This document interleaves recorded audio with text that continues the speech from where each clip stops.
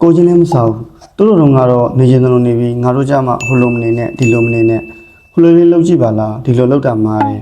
တော်တော်ကိုချင်းမစားကြတဲ့လူကြီးတွေပဲဒီထဲမှာရေးသားမထားရဘူးနော်သူတို့ကတော့ထားခဲ့ကြတယ်ကျွန်တော်တို့ကြမှာမထားနဲ့လေဗျာမပညာနဲ့ပြင်းပညာမရဘူးသူတို့လည်းကျွန်တော်တို့ရေတုံးကပြင်းခင်းကြတာပဲမဟုတ်လားပိုက်ဆံစုကြမဖြုံးကြနဲ့တော်တော်အပြောကောင်းနေသူတို့ပိုက်ဆံမစုခဲ့ကြလို့ငွေတွေဖြုံးနေခဲ့ကြလို့ကျွန်တော်တို့ဒီလိုနေရတာမဟုတ်ဘူးလားအရင်မတော့နိုင်ငတ်တာဖေးပါစက်မှာရဲနှံ့တွေနဲ့ကျွန်တော်ကလာပြီးဆုံးမနေစလေးတောက်တာမကောင်းဘူးသွေးနောင်ထဲမှာစီးကြရဘူးနဲ့စလေးမကောင်းကြောင်တရားလာပြီးဟောတယ်ရည်စရာကောင်းလိုက်တာ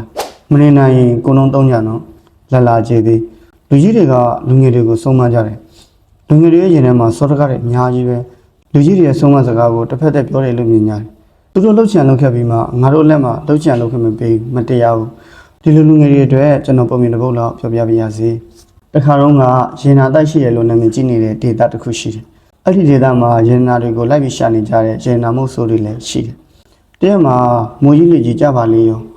ာမိုးတွေကလည်းတဲတဲမဲမဲရွာတယ်ချောင်းရည်တွေဒလဟောစီလို့မြေတွေပြိုတယ်တစ်ပစ်နေလဲတယ်အဲ့ဒီအခါမှာတောဆက်တစ်ခုရဲ့ချောင်းနယ်ဘေးမှာရေရင်ဟောင်းရည်တစ်ခုပေါ်လာတယ်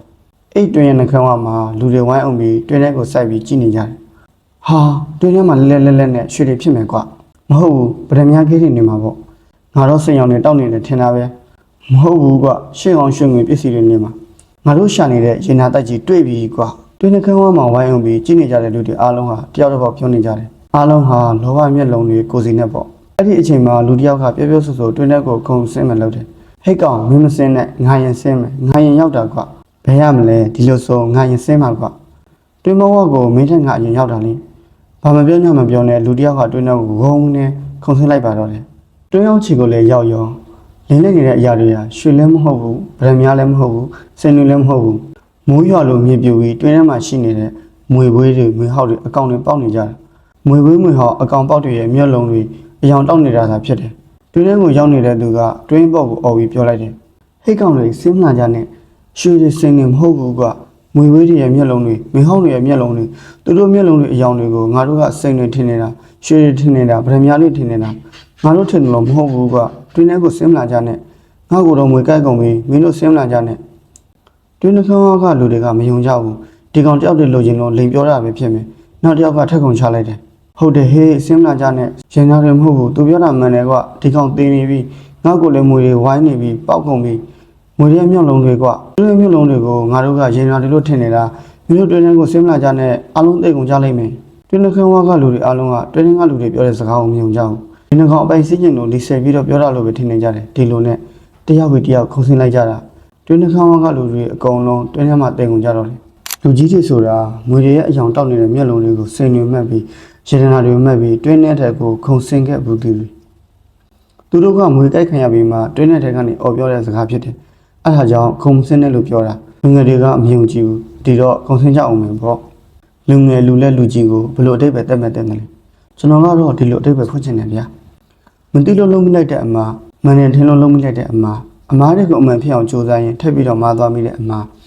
မမန်တည့်ရဲ့နဲ့မထူးပါဘူးဆိုပြီးဇွတ်တိုးပြီးမာမိတဲ့အမားအဲ့ဒီအမားတွေကိုရင်မှာပိုက်ပြီးအမားများစွာဖြင့်နောင်နဲ့တရားများစွာနဲ့ရင်မှာရှင်သန်နေထိုင်သူကိုလူကြီးခေါ်သည်အမားကိုအမားမှမသိပဲအမားကိုအမှန်ထင်ပြီးအဲ့ဒီအမားတွေနဲ့ပျော်ရွှင်ကျင်တဲ့သူများကိုလူလဲဟုခေါ်သည်အမားများကိုမားရန်အတွက်ကြိုးစားပန်းစားလိုက်လံရှာဖွေနေသူများအားလူငယ်ဟုခေါ်သည်ဒီတော့နောင်တနဲ့ရင်ပြီးအမားနဲ့ရင်ပြီးရရတဲ့ဘဝသင်ခန်းစာတွေကိုလူငယ်တွေအတွက်မမားဖို့လိုက်နာဖို့ရှောင်ကျဉ်ဖို့တတိပြုဖို့ပြောတာတွေကိုလူငယ်တွေနားလည်တဲ့တကယ်တော့အယောင်တောက်ပနေတဲ့မွေရဲမျက်လုံးတွေကိုစိတ်နဲ့အမတ်နဲ့အရယူဖို့ကြိုးစားရင်ဆုံးရှုံးမှုတွေနောင်တတွေမျက်ရည်တွေဆင်းရဲခြင်းတွေခံစားချက်တွေနဲ့ရင်းလို့တိလာခဲ့ရတဲ့လူကြီးတွေရဲ့ဆုံးမစကားကိုလူငယ်တွေနားလည်စေခြင်းလို့ဒီပုံပြင်လေးနဲ့ပြောပြလိုက်ပါတယ်မယုံရင်တွင်းနဲ့ကိုခုံဆင်းလိုက်ဒီဆောင်းပါးလေးကတော့ဆရာကြီးဦးဖုံးဓာတုရေးတဲ့တွင်းဆိုတဲ့ဆောင်းပါးလေးပဲဖြစ်ပါတယ်ခင်ဗျာဒီဆောင်းပါးကိုကျွန်တော်အရင်ကြိုက်တယ်ပေါ့နော်ကျွန်တော်မမေရကျွန်တော်ပဲရွယ်တော့လဲဆိုတော့16နှစ်လောက်မှတင်တယ်ကျွန်တော်ဖက်ဘူးတယ်သူ့ကောင်းစင်ကလူငယ်ပဲလူကြီးပဲနည်းနည်းဖက်ပြီးမြင်များတွေ့ဘူးတဲ့အခုဒီဆောင်းပါးမှာဆိုရင်ကျွန်တော်တို့တွေးကြတယ်အများကြီးရှိတယ်ပေါ့နော်လူကြီးတွေကကျွန်တော်တို့ကိုမားမဆိုလို့ဆုံးမလိုက်တဲ့အရာတွေကိုကျွန်တော်တို့ကသူတို့တော့လည်းလောက်ခဲ့တာပဲငါတို့လည်းလိုက်လုပ်မယ်ဆိုတဲ့အတွေ့အမျိုးဝင်ခဲ့ဘူးလေ ဒီဆောင်းမကိုကျွန်တော်လည်းဖက်ပြတဲ့အချိန်မှာကျွန်တော်အဲ့လိုမျိုးအတွေ့အကြုံအများကြီးရခဲ့တယ်ပေါ့လေဒီလိုအတွေ့အမျိုးကိုရစေချင်တော့လည်းအခုကျွန်တော်အခုကြည့်နေတဲ့သူတွေကိုဖက်ပြရခြင်းဖြစ်ပါတယ်အခုဒီဆောင်းမကိုနားထောင်ပြီးတော့တခုခု